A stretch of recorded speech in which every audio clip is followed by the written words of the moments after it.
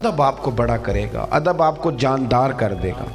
آپ یقین کریں، میں کچھ عرصہ پہلے لاہور میں ایک محفل میں حاضر ہوا تو وہاں بہت سارے لوگ ملے۔ ایک کلین شیو صاحب تھے، بالکل دھاوا تو میرا ہی ہے نا کہ پگڑی داڑھی والا میں ہوں تو قبضہ میرا ہی ہے، ممبر پہ بھی عشق پہ بھی، میں دیتا تو نہیں کسی کو تھوڑا سا بھی۔ ایک کلین شیو آدمی ملا تو اس کا لب و لہجہ بڑا ادب والا، بڑا مؤدب۔ میں نے کہا نہیں، اور نہ میں اس قابل ہوں، خود ہی وہ میرے سے آگے نہیں چلے۔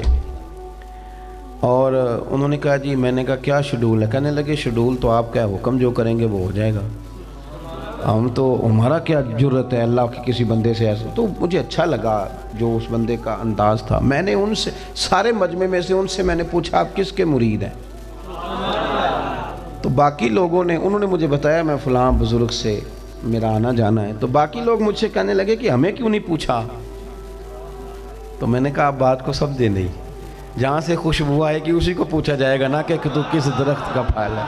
تو یہاں سے خوشبو آئی ہے، سمجھ آئی ہے کہ نہیں کسی کے نگاہ نے نا اسے تراشا ہے، یہ کسی کے ہاں بیٹھتا ہے، کسی کے ہاں اٹھتا ہے، یعنی اس کی آنکھیں اس لیے بھری ہوئی ہیں کہ اس نے کہیں بیٹھ کے کو دو چار جام پیے ہیں، اس نے کہیں بیٹھ کے نا کچھ سیکھا ہے، کچھ اللہ اللہ تو وہ نظر آ رہا۔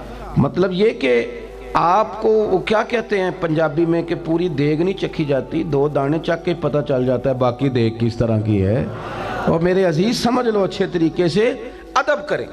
صحابہ کرام علیہم رضوان نے جو حضور سے بڑا فیض لے لیا نا، بڑا فیض لیا، تو وہ انہوں نے ادب کر کے لیا، انہوں نے حضور کا ادب کیا۔